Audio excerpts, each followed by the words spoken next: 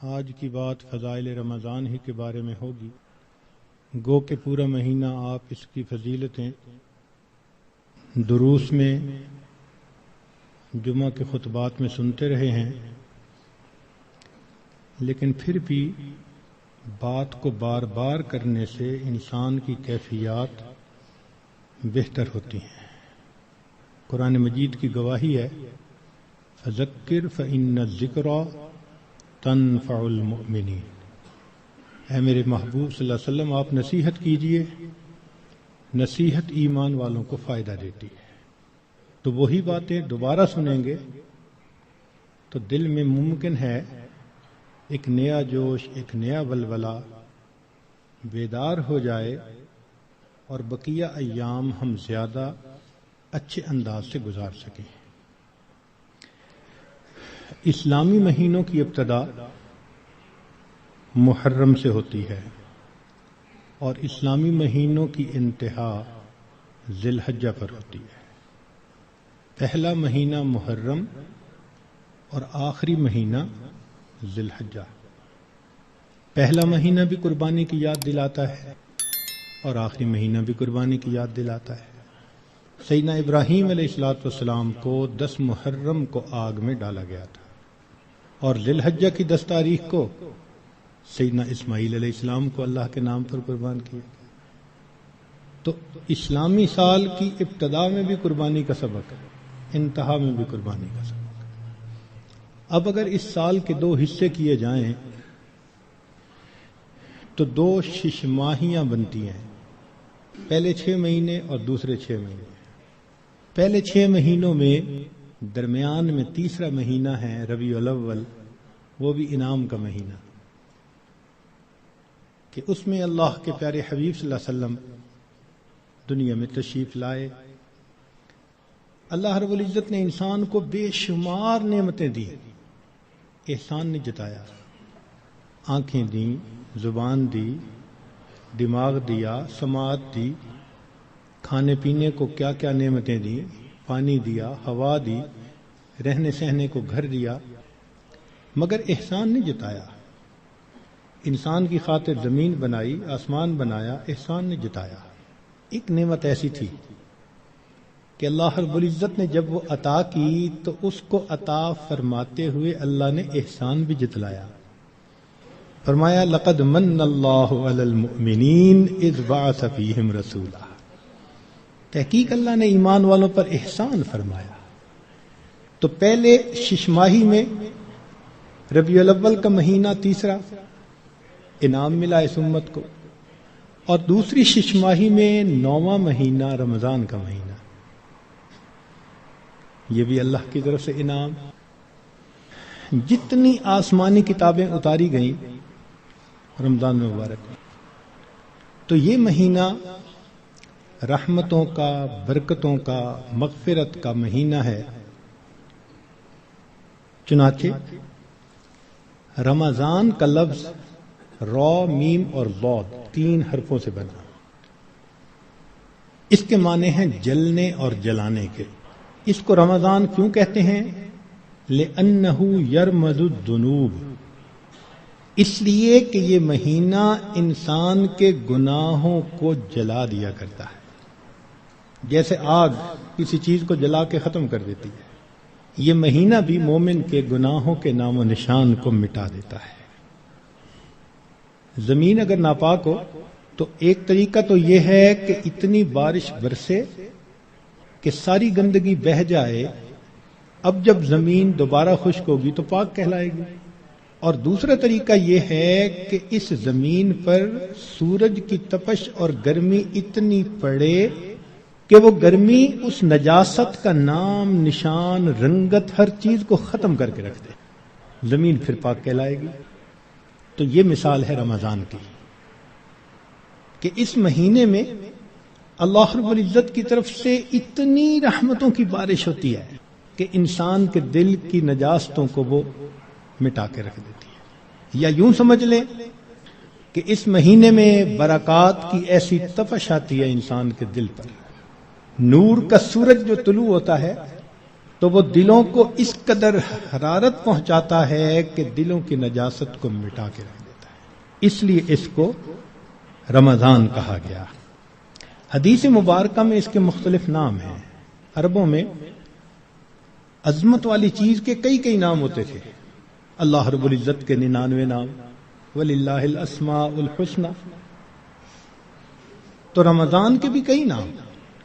چنانچہ حدیث مبارکہ میں اس کو شہر مبارکن، اس لیے ہم رمضان مبارک بھی کہہ دیتے ہیں.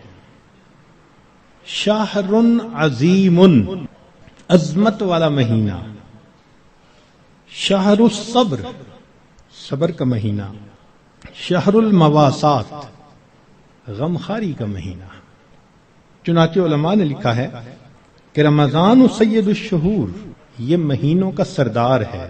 فیہ بدأ نزول القرآن، اس میں ہی قرآن مجید نازل ہوا. اس کی 27 تاریخ کو، رمضان کی 27 تاریخ کو لوح محفوظ پر آسمان دنیا پر نازل کر دیا گیا. پھر وہاں سے 23 سال کے عرصہ میں آہستہ آہستہ آیات کو نبی علیہ السلام پر اتارا گیا.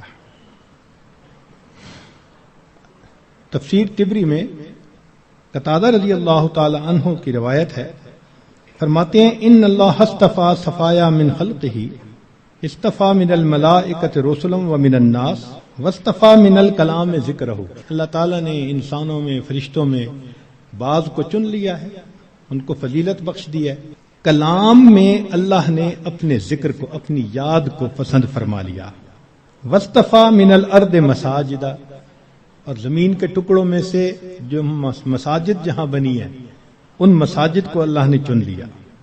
واصطفى من الشہور رمضان، اور مہینوں میں سے اللہ نے رمضان کو چن لیا. واصطفى من الایام یوم الجمعہ، دنوں میں اللہ تعالیٰ نے جمعہ کے دن کو چن لیا. واصطفى من اللیالی لیلۃ القدر، اور راتوں میں اللہ تعالیٰ نے لیلۃ القدر کو چن لیا. فعظموا ما عظم اللہ، تم بھی تعظیم کرو اس کی جس کی اللہ نے تعظیم فرمائی. جس کو اللہ نے عظمت بخشی تم بھی اس کی تعظیم کرو. چنانچہ تفسیر در منصور میں علامہ سیوطی رحمۃ اللہ علیہ فرماتے ہیں، کعب رضی اللہ تعالی عنہ سے روایت کہ ان اللہ اختار ساعات اللیل والنہار فجعل منہن صلاۃ المکتوبہ. اللہ تعالیٰ نے دن رات میں سے کچھ اوقات کو پسند کیا، ان میں 5 نمازوں کو فرض فرما دیا. واختار الایام فجعل منہن الجمعہ، دنوں کو چنا تو ان میں سے جمعہ کو پسند فرما لیا. واختار الشہور فجعل منہن شہر رمضان، واختار اللیالی فجعل منہن لیلۃ القدر. تو جب اللہ رب العزت نے لیلۃ القدر کو اتنی عظمت بخشی اور اس مہینے کو اتنی عظمت بخشی تو ہمیں بھی چاہیے کہ ہم اس مہینے کی برکتوں سے فائدہ اٹھانے والے بن جائیں. چنانچہ علامہ طبرانی رحمۃ اللہ علیہ مجموع الزوائد میں سید الشہور شہر رمضان و سید الایام یوم الجمعہ، نبی علیہ السلام اس مہینے کا انتظار فرماتے تھے. اس مہینے کی فضیلت کے لیے یہ کتنا عجیب پوائنٹ ہے کہ اللہ رب العزت کے پیارے حبیب صلی اللہ علیہ وسلم اس مہینے کا انتظار فرماتے، دعا فرماتے تھے، اللہم بارک لنا فی رجب و شعبان و بلغنا رمضان. اے اللہ ہمیں رجب اور شعبان میں برکت عطا فرما اور بخیریت ہمیں رمضان تک پہنچا. انسان وش کرتا ہے نا تو کسی بہت بڑی نعمت کے لیے وش کرتا ہے. اللہ کے حبیب صلی اللہ علیہ وسلم 2 مہینے پہلے سے دعا مانگتے تھے. جب بڑے کسی چیز کو بڑا کہیں تو واقعی بڑی ہوتی ہے. اللہ کے پیارے حبیب صلی اللہ علیہ وسلم نے اس مہینوں کو شہر عظیم کہا، بڑا مہینہ. چنانچہ مسلم شریف میں ابو ہریرہ رضی اللہ عنہ سے روایت ہے کہ الصلوات الخمس والجمعۃ الی الجمعۃ ورمضان الی رمضان مکفرات ما بینہن اذا اجتنبت الکبائر. اگر کبائر سے بچا جائے تو جمعے سے جمعہ 5 نمازیں اور ایک رمضان سے دوسرے رمضان تک کے جتنے گناہ ہوتے ہیں وہ سارے کے سارے اللہ تعالیٰ معاف فرما دیتے ہیں۔ چنانچہ کنز العمال میں لکھا ہے کہ اذا سلمت الجمعۃ سلمت الایام، جمعہ اگر اچھے انداز سے کسی نے گزار لیا تو باقی دن بھی اس کے اچھے گزر جائیں گے۔ وَإِذَا سَلِمَ رَمَضَانُ سَلِمَتِ السَّنَةُ، اور جس نے رمضان اچھے انداز سے گزار دیا آنے والا پورا سال اس کا اچھا گزار دیا جائے گا۔ امام ربانی مجدد ثانی رحمۃ اللہ علیہ اپنے مکتوبات میں فرماتے ہیں کہ یہ رمضان کا مہینہ آنے والے سال کا ایک نمونہ ہوتا ہے۔ جس انداز سے بندہ گزارتا ہے اللہ تعالیٰ بقیہ سال انہی اعمال کی توفیق عطا فرما دیتا ہے۔ مثال کے طور پہ ایک نوجوان اگر چاہتا ہے کہ میں اپنی آنکھوں کا پرہیز کروں، غیر محرم سے اپنی آنکھوں کو بچاؤں، تو وہ رمضان میں اس کی مشق کر لے۔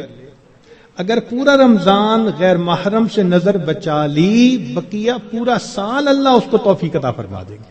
آپ پورا رمضان تہجد کی پابندی کر لیجئے، تلاوت کی، اعمال کی پابندی کر لیجئے، اور پھر دیکھیے بقیہ پورا سال وہ کام کس طرح آسان ہو جاتے ہیں، اللہ تعالیٰ توفیق دے دیتے ہیں اس بندے کو۔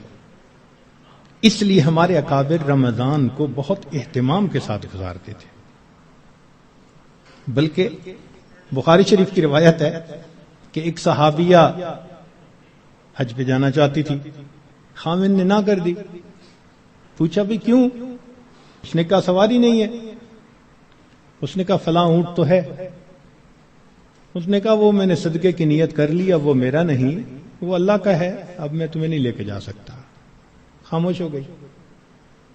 خاوند جب حج کر کے واپس آیا تو وہ عورت نبی علیہ السلام کی خدمت میں حاضر ہوئی۔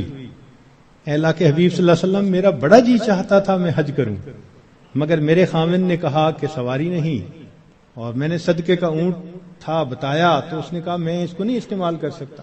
تو نبی علیہ السلام نے پہلے تو خاوند کو سمجھایا کہ دیکھو یہ حج کا عمل بھی اللہ کے راستے میں جانے والا عمل تھا، تم اگر اس اونٹ پر اس کو یہ حج کروا دیتے تو اس میں کوئی حرج نہیں تھا، مگر ساتھ ہی یہ فرما دیا اس عورت کو کہ اچھا اب تم رمضان میں عمرہ کر لینا، اللہ تعالیٰ تمہیں میرے ساتھ حج کرنے کا ثواب عطا فرمائیں گے۔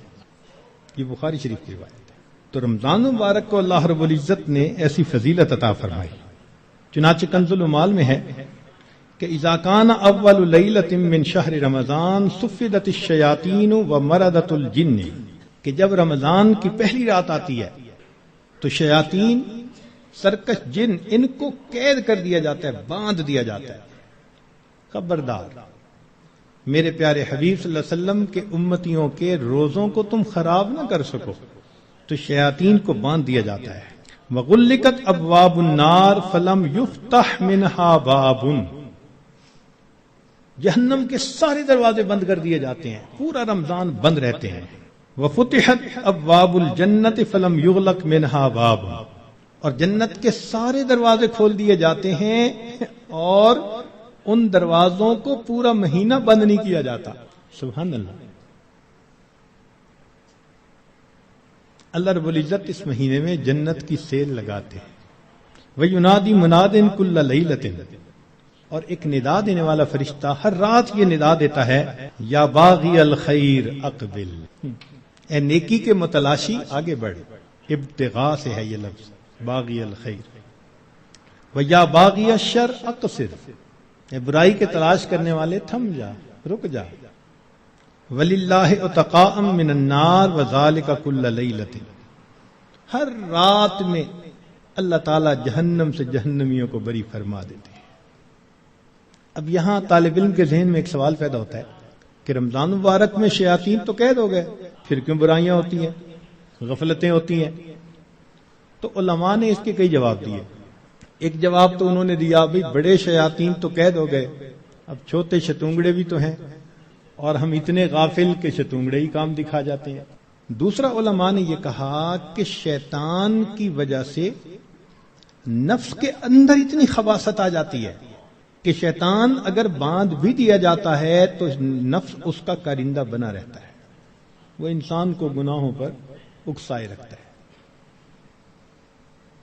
یا برے دوست ہوتے ہیں، یار بد، ان کی وجہ سے انسان رمضان میں بھی نیکی پر نہیں آتا۔ مگر اس کی خوبصورت مثال یہی ہے کہ جیسے لوہے کو بھٹی میں گرم کریں نا تو سرخ ہو جاتا ہے، پھر اس کے بعد اس کو بھٹی سے نکال لیں تو وہ 1 منٹ میں ٹھنڈا نہیں ہوتا، وہ گھنٹہ 2 گھنٹے گرم رہتا ہے۔ تو شیطان نے انسان کو گناہوں کی بھٹی میں اتنا گرما دیا ہوتا ہے کہ ان لوگوں کے لیے رمضان کا مہینہ آ بھی جاتا ہے تو وہ گرمی اسی طرح موجود رہتی ہے۔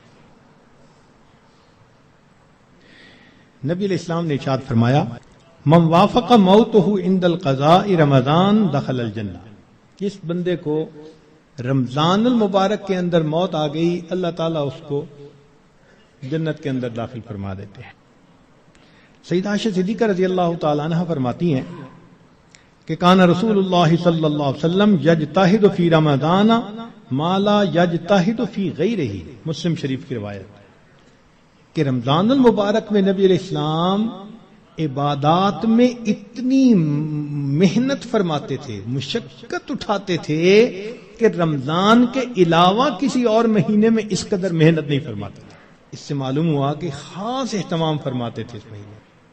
ایک اور روایت ہے بہقی کی، سیدہ عائشہ صدیقہ رضی اللہ عنہا فرماتی ہیں کہ کان رسول اللہ صلی اللہ علیہ وسلم اذا دخل رمضان، کہ جب رمضان کا مہینہ آتا تھا، شد میں ازارہ، نبی علیہ السلام اپنی تہبند کو کس کے باندھ لیتے تھے، ثم لم یأت فراشہ حتی ینسلخ، پھر پورا مہینہ گزرنے تک اپنے بستر پر واپس نہیں آیا کرتے تھے۔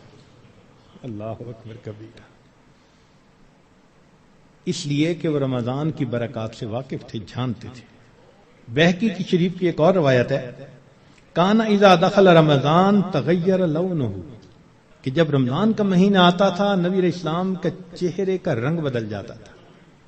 اللہ اکبر کبیرہ، وکثرت صلاتہ، اور نبی علیہ السلام نماز نفل کثرت کے ساتھ پڑھتے تھے۔ وابتہل فی الدعاء واشفق لونہ، اور اپنی دعا میں اتنے اللہ کے سامنے عاجزی کرتے تھے کہ آپ صلی اللہ علیہ وسلم کا چہرہ انور سرخ ہو جایا کرتا تھا۔ اللہ اکبر۔ چنانچہ ایک حدیث مبارکہ میں ہے، سلمان فارسی رضی اللہ عنہ اس کی روایت فرماتے ہیں کہ خطبنا رسول اللہ صلی اللہ علیہ وسلم فی آخر یوم من شعبان فقال، نبی علیہ السلام نے فرمایا، یا ایھا الناس قد اضلکم شہر عظیم مبارک، اے لوگو تمہارے اوپر ایک بڑا مہینہ برکت والا آ گیا ہے، شہر فیہ لیلۃ خیر من الف شہر، ایسا مہینہ کہ جس میں ایک رات ہے جو 1000 مہینوں کی عبادت سے بھی زیادہ افضل ہے۔ شہر جعل اللہ صیامہ فریضہ، ایک ایسا مہینہ جس کے روزے کو اللہ رب العزت نے فرض فرمایا، وقیام لیلہ تطوعا، اور رات کے قیام کو اللہ نے اپنے قرب کا ذریعہ بنایا۔ من تقرب فیہ بخصلۃ من الخیر کان کمن ادی فریضۃ فیما سوا، جس نے رمضان میں نفل عمل کیا ایسے اجر ملے گا جیسے رمضان کے علاوہ اس نے کسی فرض کے اوپر عمل کیا تھا۔ ومن ادی فریضۃ فیہ کان کمن ادی 70 فریضۃ فیما سوا، جس نے ایک فرض پر عمل کیا اس کو 70 فرض جو غیر رمضان میں ہوتے ہیں اس کے برابر اجر عطا کیے جاتے ہیں۔ یہاں سے معلوم ہوا کہ اللہ رب العزت رمضان مبارک میں انسان کے اعمال کا ریٹ 70 گنا بڑھا دیتے ہیں، ملٹیپلائی، سبحان اللہ۔ ایک ایک عمل کو دنیا ریٹ انکریز کرتی ہے تو 10% اور 20%، 10واں حصہ 20واں حصہ، اللہ تعالیٰ ریٹ بڑھاتے ہیں تو کیا 70 گنا، 70 سے ضرب دے دی، اس لیے کہ وہ شہنشاہ حقیقی ہے، وہ اپنے بندوں کو اتنا اجر دینا چاہتا ہے کہ ان کے گناہوں کی ظلمتیں ختم ہو جائیں۔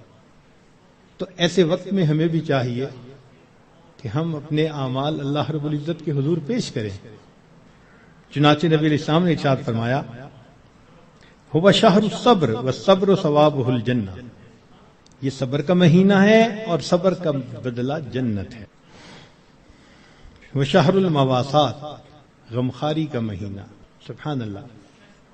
چنانچہ اسی حدیث میں آگے نبی الاسلام نے ارشاد فرمایا کہ اولہ رحمتن، اس مہینے کے پہلے 10 دن رحمت، وَأَوْسَطُهُ مَغْفِرَةٌ، درمیان کے 10 دن مغفرت کے، وَآخِرُهُ عِتْقٌ مِّنَ النَّارِ، اور آخری 10 دن آگ سے آزادی کے. وہ کیسے؟ علماء نے اس کی بہترین تفسیر یوں کی کہ کچھ وہ لوگ ہوتے ہیں کہ جو پہلے سے ہی نیکوکاری کی زندگی گزارنے والے ہوتے ہیں، گناہوں سے بچتے ہیں، تقوی طہارت کی زندگی گزارتے ہیں، تو ان کے لیے تو رمضان رحمت کی خوشخبری بن کے آتا ہے، تو پہلے 10 دن میں ہی ان کے درجے بلند ہو جاتے ہیں. اور کچھ ایسے بھی ہوتے ہیں کبھی نیکی کر لی کبھی خطا کر بیٹھے. تو ایسے لوگ جب رمضان کے پہلے 10 دن گزار لیتے ہیں تو اس میں ان کے جو گناہوں کی ظلمت ہوتی ہے اس کو اللہ تعالیٰ ختم کر دیتے ہیں. چنانچہ اوسطہ مغفرتن، ان کے لیے درمیانی 10 دن مغفرت کا پیغام بن جاتے ہیں. اور کچھ بہت زیادہ غفلت میں رہنے والے، اگر 10 دن سے ان کا کام نہیں بنا تو 20 دن سے ان کا کام بن جاتا ہے. چنانچہ جب 20 دن کی برکتیں ان کے دل کو دھو دیتی ہیں تو آخرہ عتق من النار، آخری عشرہ ان کے لیے بھی آگ سے آزادی کا عشرہ بن جاتا ہے. معلوم ہوا کہ اس مہینے میں تھوڑا غافل ہو یا زیادہ غافل، ہر بندے کی مغفرت کا اللہ تعالیٰ انتظام فرماتے ہیں. ہاں، بندے کو خود کوشش کرنی چاہیے. اگر کوئی آدمی خود ہی بے توجہ بن کر زندگی گزارے اور رمضان کا احترام ہی نہ کرے تو وہ تو پھر اپنا قصور ہے نا. ورنہ یہ اس کو احساس ہو گیا کہ مجھے رمضان مبارک کے اس مہینے میں اللہ کا قرب حاصل کرنا ہے، اس مہینے کی برکتیں اتنی ہیں کہ ایک لمحے کی برکت انسان کو ولی بنانے کے لیے کافی ہے. امام ربانی مجدد ثانی رحمۃ اللہ علیہ فرماتے ہیں مکتوبات میں کہ اے کاش پورے سال کی برکتوں کو رمضان المبارک کی برکتوں کے ساتھ وہ نسبت ہوتی جو ایک دریا کو سمندر کے ساتھ ہوتی ہے، مگر وہ بھی نہیں ہے. اس مہینے کی برکتیں اتنی زیادہ ہیں، اللہ اکبر کبیرہ. چنانچہ نبی علیہ السلام نے ارشاد فرمایا کہ وَاسْتَكْثِرُوا فِيهِ مِنْ 4 خصال، 4 اعمال اس مہینے میں زیادہ کرو. خصلتین تردون بہما ربکم وخصلتین لا غنا بکم عنہما، 2 عمل تو ایسے ہیں کہ جن سے تم اپنے رب کو راضی کرو، اور 2 عمل ایسے ہیں کہ تمہیں اس کے سوا چارہ ہی نہیں، مجبوری ہے تمہاری. اللہ تعالیٰ تردون بہما ربکم، وہ 2 باتیں کہ جس کو ذریعے تم اپنے رب کو راضی کرو. فشہادت اللہ الہ الا اللہ وتستغفرونہ، کلمہ یعنی کلمے کا ورد زیادہ کرنا، تحلیل زیادہ پڑھنا اور استغفار زیادہ پڑھنا. یہ 2 عمل اس مہینے میں خاص طور پر زیادہ کرنے کی ضرورت ہے، کیونکہ اللہ کے پیارے حبیب صلی اللہ علیہ وسلم نے ارشاد فرمایا، لہذا اس بات کی اہمیت دل میں اچھی طرح بٹھانی چاہیے. تو لا الہ الا اللہ کی بھی کثرت کریں، کم از کم چند 100 مرتبہ دن میں پڑھ لیا کریں، اور ہمت والے تو 1000 دفعہ 2000. ایسے لوگ ہیں ہر دن میں رمضان کے 10,000 مرتبہ تحلیل پڑھتے ہیں. اس وقت ایسے لوگ ہیں رمضان المبارک کے ہر دن میں ایک قرآن مجید کی تلاوت مکمل کرتے ہیں. نوجوان ہیں، کما رہے ہیں، وقت تو ایک جیسا ہے ہمارا بھی اور ان کا بھی، لیکن انہوں نے یہ محسوس کر لیا کہ اس وقت میں ہم نے اللہ کو راضی کر کے ہٹنا ہے. ان کے لیے یہ سارے کام آسان.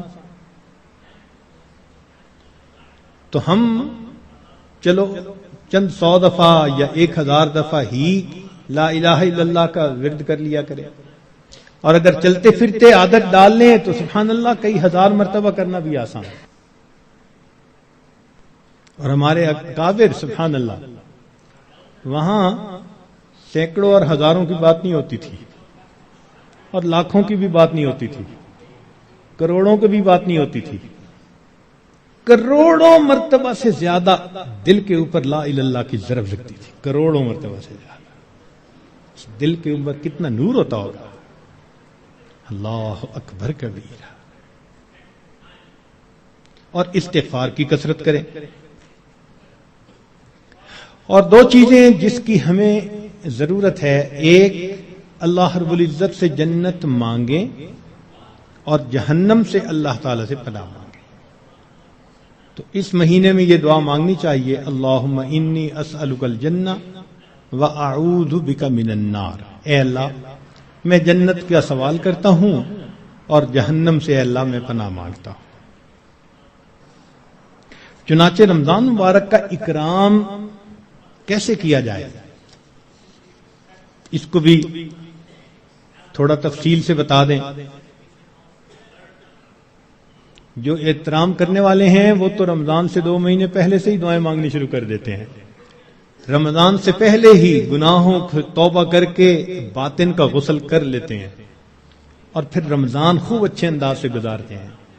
لیکن اب آخری عشرہ رہ گیا، اس آخری عشرے میں ہم گناہوں سے اس طرح بچیں جیسے احرام کی حالت میں حاجی محرم گناہوں سے بچا کرتا ہے۔ جو لوگ حج پر گئے ہیں نا، عمرہ پر، ان کو اچھی طرح اندازہ ہے کہ جب احرام باندھ لیتا ہے تو بالکل کیفیت ہی اور ہو جاتی ہے،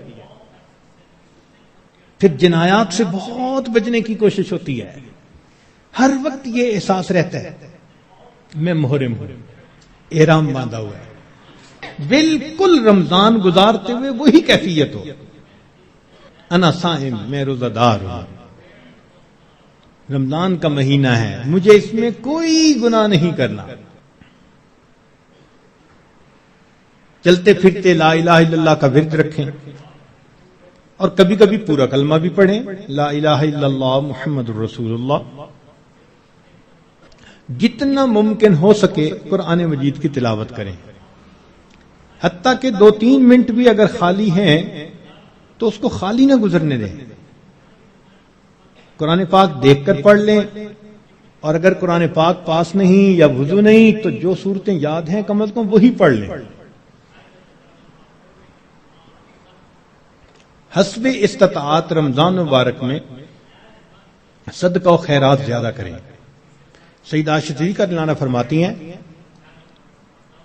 کہ نبی علیہ الصلوۃ والسلام رمضان مبارک میں اپنے دونوں ہاتھ صدقے کے لیے کھول دیا کرتے تھے، جیسے تیز ہوا چلتی ہے اس طرح نبی علیہ الصلوۃ والسلام صدقہ، پانی اللہ کے راہ پانی کی طرح پیسہ بہا دیتے تھے۔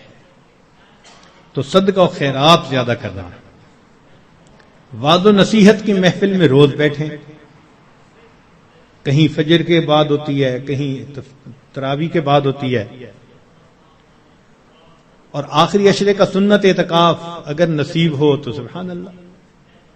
معتکف کی حالت ایسی ہی ہوتی ہے کہ جیسے کسی کو منانے کے لیے اس کے دروازے کی چوکھٹ کو پکڑ کے بیٹھ جائے، اگر تو در نہ کھولے گا تو میں بھی در نہ چھوڑوں گا۔ بس نیت کر لے کہ اے رب کریم آپ کو مجھے منا کے اٹھنا ہے۔ واقعی دیکھا ہم نے، محبت میں ایسے ہوتا ہے، اگر کبھی کوئی محبوب ناراض ہو لوگ قدموں میں بیٹھ جاتے ہیں، بیٹے سے باپ خفا ہو آ کے قدموں میں بیٹھ جاتے ہیں، ابو جب تک آپ راضی نہیں ہوں گے میں قدموں میں سے نہیں اٹھوں گا۔ سبحان اللہ، یہی مومن کا حال ہونا چاہیے۔ اے کریم تیرے در پر آ کر بیٹھ گئے ہیں،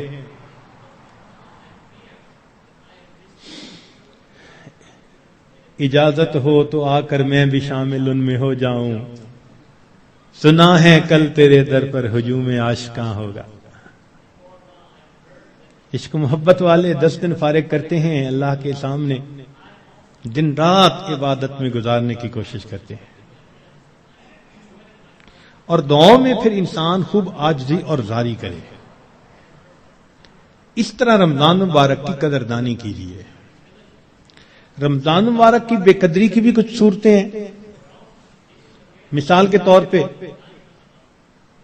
بعض لوگ رمضان کے روزے رکھنے کا اہتمام نہیں کرتے.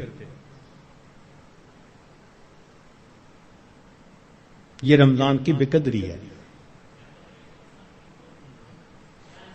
اور کئی مرتبہ سحری کھا کے سو جاتے ہیں کہ میں تھوڑی دیر ذرا آرام کر لوں, اٹھ کے فجر پڑھوں گا, اور شیطان کو نماز قضا کروانے کا موقع مل جاتا ہے. یہ رمضان مبارک کی بے قدری ہے. اسی طرح افطاری کے انتظار میں باجماعت نماز چھوڑ بیٹھتے ہیں. یہ بھی رمضان مبارک کی بے قدری ہوئی. بعض لوگ رمضان المبارک میں خبروں کے نام پر ٹی وی دیکھتے ہیں, غیر محرم عورتوں پر نظر پڑتی ہے. بازار سے گزرتے ہوئے اپنی نگاہ کا احتیاط نہیں کرتے. یہ بھی رمضان مبارک کی بے قدری ہوئی. اخبار بینی کے شوق میں تصاویر بھی دیکھتے ہیں. یا بعض لوگوں کو دیکھا کہ بھوک سے بچنے کے لیے یا پیاس کے احساس سے بچنے کے لیے ڈائجسٹ پڑھنا شروع کر دیتے ہیں, ناول, افسانے, کہ وقت گزر جائے. تو وقت گزاری کے لیے ڈائجسٹ جیسی کتابیں اور اس طرح کی کتابوں کا پڑھنا یہ بھی رمضان مبارک کی بے قدری ہے. اس سے تو بہتر تھا کہ آپ قرآن مجید کی تلاوت کر لیتے. اور بعض مرتبہ عورتیں گھر کے کام کاج میں لگی ہوتی ہیں تو وہ وقت گزاری کے لیے موسیقی والی قوالی لگا دیتی ہیں. اور ایسی آج کل قوالیاں بن بھی خوب رہی ہیں گانوں کی طرز پر.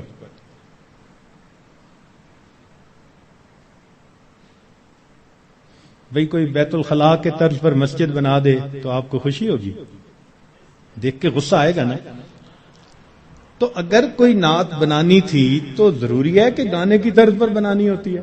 خدا کے بندو, تو اس قسم کی قوالیاں جن میں ساز ہو, موسیقی ہو, وہ حرام ہوتی ہیں.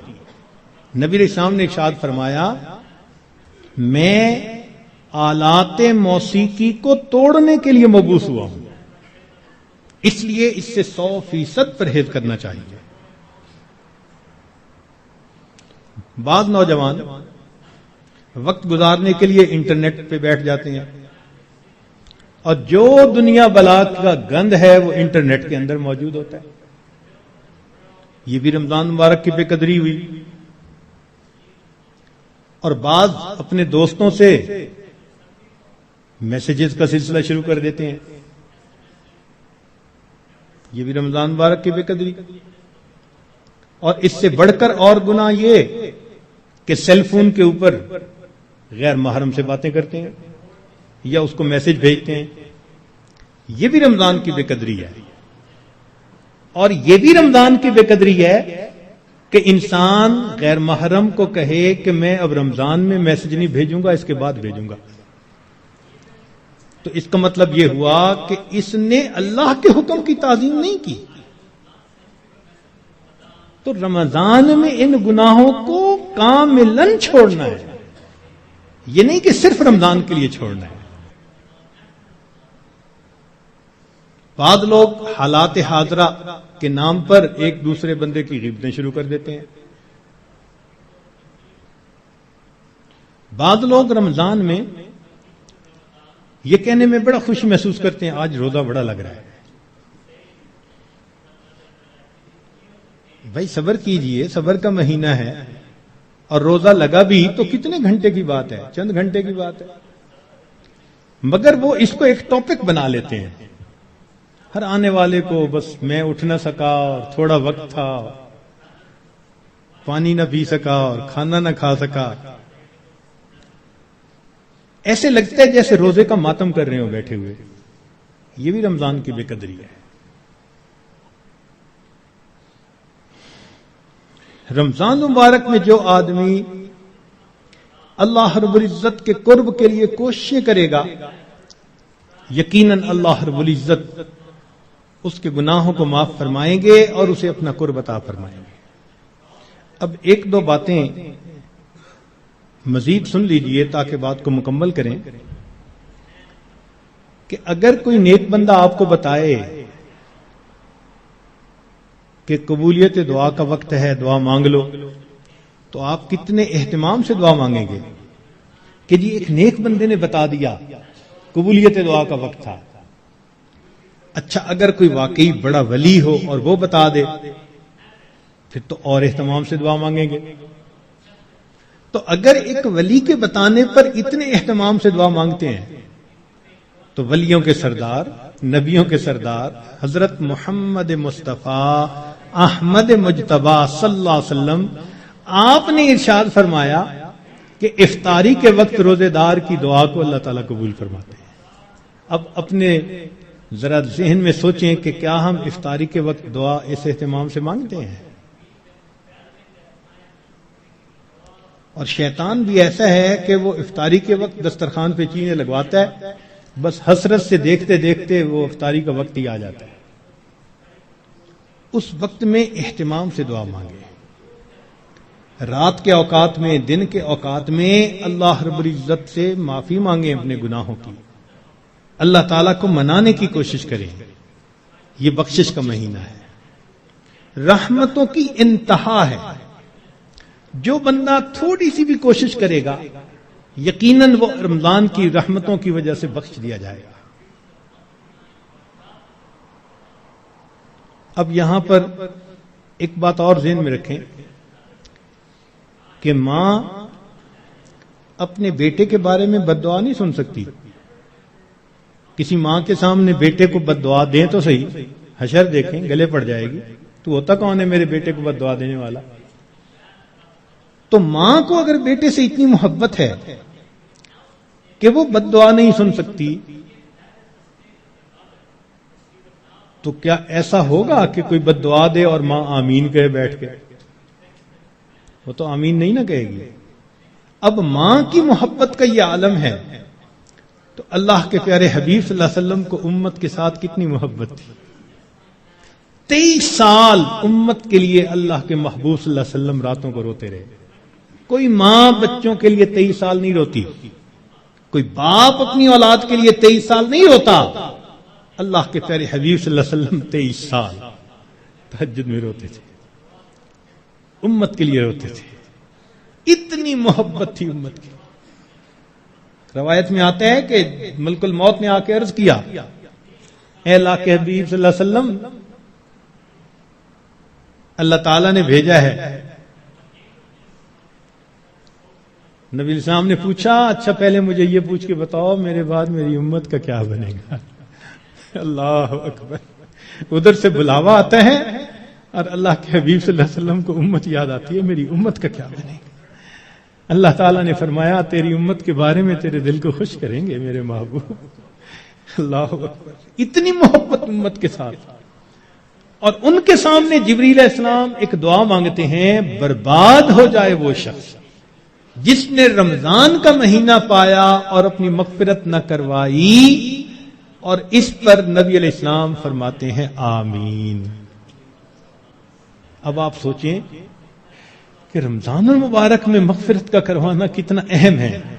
اول تو ایک فرشتے کی بد دعا کافی تھی، پھر اس کے اوپر نبی علیہ السلام کی آمین، اس نے کتنا موقت کر دیا اس بد دعا کو۔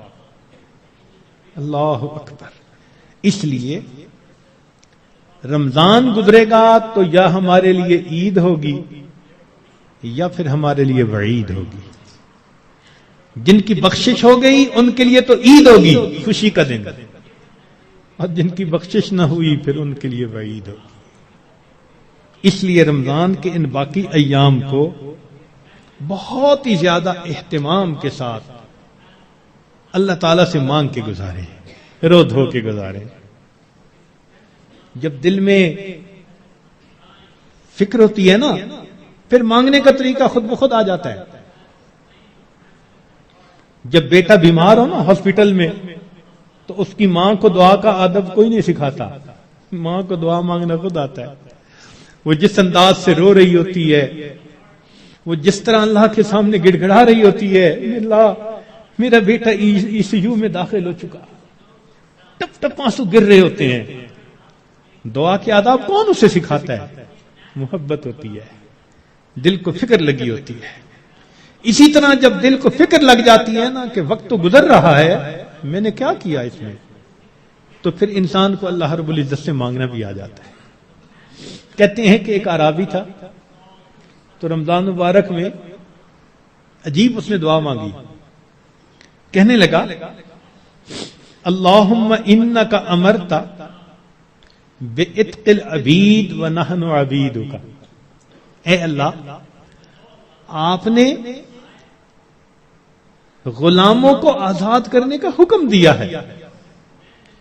اس حدیث میں بھی نبی علیہ السلام نے فرمایا کہ جو غلام آزاد کرے اس کو یہ اجر ملے گا۔ تو دیکھیے ایک دیہاتی شخص ہے، کیا دعا مانگ رہے ہیں؟ اللہم انک امرت بعتق العبید ونحن عبیدک فاعتقنا من النار فی شہر رمضان، اے اللہ اس رمضان کے مہینے میں جہنم کی آگ سے ہمیں آزاد فرما دیجیے۔ اللہ اکبر کبیرہ، اور واقعی بات ایسی ہے۔ اس لیے کسی نے کیا عجیب بات کہی، ان الملوک اذا شابت عبیدہم، بادشاہ لوگ جو ہوتے ہیں نا، جب ان کی خدمت کرتے کرتے ان کا غلام بوڑھا ہو جاتا ہے نا، وہ پھر اس کو آزاد کر دیتے ہیں، آزاد بندوں کی طرح آزاد بنا دیتے ہیں۔ عمر گزار دی اس نے خدمت کرتے کرتے، بادشاہ بڑھاپے میں اس کو غلام نہیں رکھتے، یہ دستور ہوتا ہے بادشاہوں کا۔ ان الملوک اذا شابت عبیدہم فی رقہم اعتقوہم اتق احراری، بڑھاپا جب ہو جاتا ہے وہ کہتے ہیں کہ اس نے تو عمر گزار دی خدمت کرتے کرتے، اب اس کو غلامی سے آزاد کر کے آزاد بندوں جیسی زندگی۔ وَأَنْتَ يَا سَيِّدِي أَوْلَى بِذَاكَ رَمَا، اے سید، اے میرے سردار، اے میرے آقا، آپ تو اس بات کے زیادہ حقدار ہیں۔ ہم نے بھی تو کلمہ پڑھتے پڑھتے بال سفید کر لیے نا، دل سفید نہ کر سکے، بال تو سفید کر بیٹھے، کلمہ پڑھتے پڑھتے بوڑھے تو ہو ہی گئے۔ اے کریم، تو مہربانی فرما، رمضان کے اس مہینے میں اللہ ہمیں جہنم کی آگ سے آزاد فرما۔ ہمارے پاس کوئی عمل اور نہیں جو اللہ کے حضور پیش کر سکے۔ عبداللہ ابن مبارک رحمت اللہ علیہ کی بات یاد آتی ہے کہ موت کے وقت اپنے رخسار کو زمین پر رگڑنے لگ گئے اور دعا مانگنے لگے، اللہ عبداللہ کے بڑھاپے پر رحم فرما۔ یہ نہیں کہا کہ میں محدث ہوں، یہ نہیں کہا میں نے ہزاروں کو حدیث کا علم پڑھایا، یہ نہیں کہا اتنے لوگوں کو ہدایت ملی، کوئی عمل اپنا اللہ کے حضور پیش نہیں کیا۔ وہ جانتے تھے اللہ کی عظمت کو، وہ پہچانتے تھے، صرف ایک بات کہی، اے اللہ عبداللہ کے بڑھاپے پر رحم فرما دے۔ تو اگر بادشاہ اپنے بوڑھے غلاموں کو آزاد کر دیتے ہیں تو میرے مولا ہم تو آپ کے نسلی غلام ہیں، ہمارے والد بھی آپ کے در سے مانگ کے کھاتے تھے، ہماری والدہ بھی آپ کے در سے مانگتی تھی۔ اللہم انی عبدک وابن عبدک وابن امتک، کیا مانا اس کا؟ یہی تو ہے، میرا باپ بھی منگتا تھا آپ کے در کا، میری ماں بھی منگتی تھی، میں بھی منگتا ہوں، اللہ مہربانی کر دیجئے، اپنے در سے خالی نہ اٹھائیے۔ اے اللہ، آج 21 رمضان کی رات ہے اور اوپر سے جمعرات، جمعہ کی رات، اے اللہ اس مبارک رات میں ہمارے تمام گناہوں کو معاف فرما دیجئے، اور جو آگے وقت آ رہا ہے اللہ ہمیں صحیح انداز کے ساتھ گزارنے کی توفیق عطا فرما دیجئے۔ وآخر دعوانا ان الحمد للہ رب العالمین۔ تھوڑی دیر کے لیے مراقبہ کر لیجئے، آنکھوں کو بند کر لیجئے، سر کو جھکا لیجئے، دنیا اور جو کچھ دنیا میں ہے اس سے ہٹ کٹ کے اللہ رب العزت کی یاد میں ڈوب جائیے۔ دل مغموم کو مسرور کر دے، دل بے نور کو پر نور کر دے،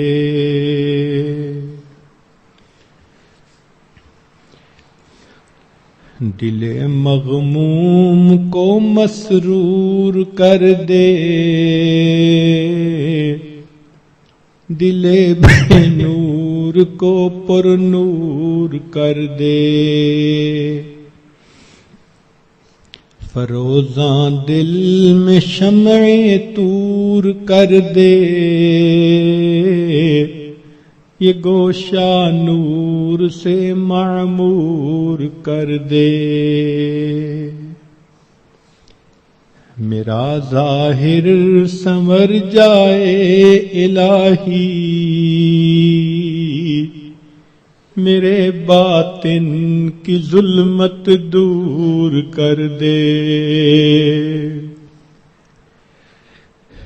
میرا ظاہر سنور جائے الہی،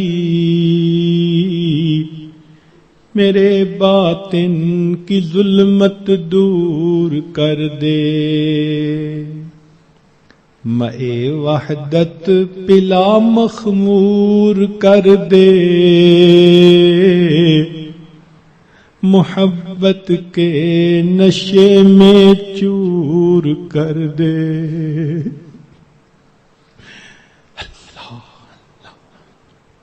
لا الہ الا اللہ محمد رسول۔ دعا کر لیجئے، سبحان ربی العلی الوہاب، اللہم صلی علی سیدنا محمد وعلی آل سیدنا محمد وبارک وسلم۔ اے مالک، ہم آپ کے آج مسکین بندے ہیں، ہمارے گناہوں کو معاف فرما، خطاؤں سے درگزر فرما، عیبوں کی پردہ پوشی فرما۔ اے کریم آقا، بابرکت مہینہ رمضان مبارک کا آ چکا ہے، اللہ اس کی رحمتیں عطا فرما دیجئے، برکتیں عطا فرما دیجئے۔ میرے مولا، بارش تو ہو رہی ہے، ہمارے ہی دل ایسے ہیں جو اس کے اثرات کو قبول نہیں کر پا رہے۔ اے اللہ، ان دلوں سے ظلمت کے پردے ہٹا دیجئے، ان دلوں کو اللہ صحیح معنوں میں زندہ فرما دیجئے۔ اے اللہ، سینوں میں دل کی جگہ سل لیے پھرتے ہیں، اس سل کو اللہ آج دل بنا دیجئے۔ اے کریم، رحمت کا معاملہ فرما دیجئے۔ میرے مولا، ہماری آنکھوں کو پاک کر دیجئے، دلوں کو صاف کر دیجئے۔ اے اللہ، رمضان مبارک کی قدردانی کی توفیق عطا فرما دیجئے۔ اے اللہ، آپ کے بندے دور قریب سے چل کر، اپنے گھروں کو چھوڑ کر، بیوی بچوں کو چھوڑ کر آپ کے در پر آ کے حاضر ہو گئے ہیں۔ میرے مولا، میں کہاں کہاں نہ پہنچا تیری دید کی طلب میں۔ اے اللہ، تیری دید کی طلب میں، تیری محبت کی تلاش میں، اے اللہ، تیرا قرب حاصل کرنے کے لیے، آپ کو منانے کے لیے، اے اللہ، یہ سب حضرات یہاں آ گئے ہیں۔ اے اللہ، آنا قبول کر لیجئے، میرے مولا، آنا قبول کر لیجئے۔ اے اللہ، رحمت فرما دیجئے، میرے مولا، مہربانی فرما دیجئے، اٹھے ہاتھوں کی لاج رکھ لیجئے۔ اے اللہ، دنیا کے لوگ بھی آنے والے کا لحاظ کر لیتے ہیں، اے اللہ، آپ بھی اپنے گھر میں آنے والے کا لحاظ فرما لیجئے، مہربانی فرمائیے۔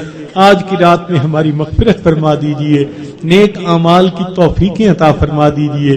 اے اللہ، ہمیں تقوی و طہارت کی زندگی عطا فرمائیے۔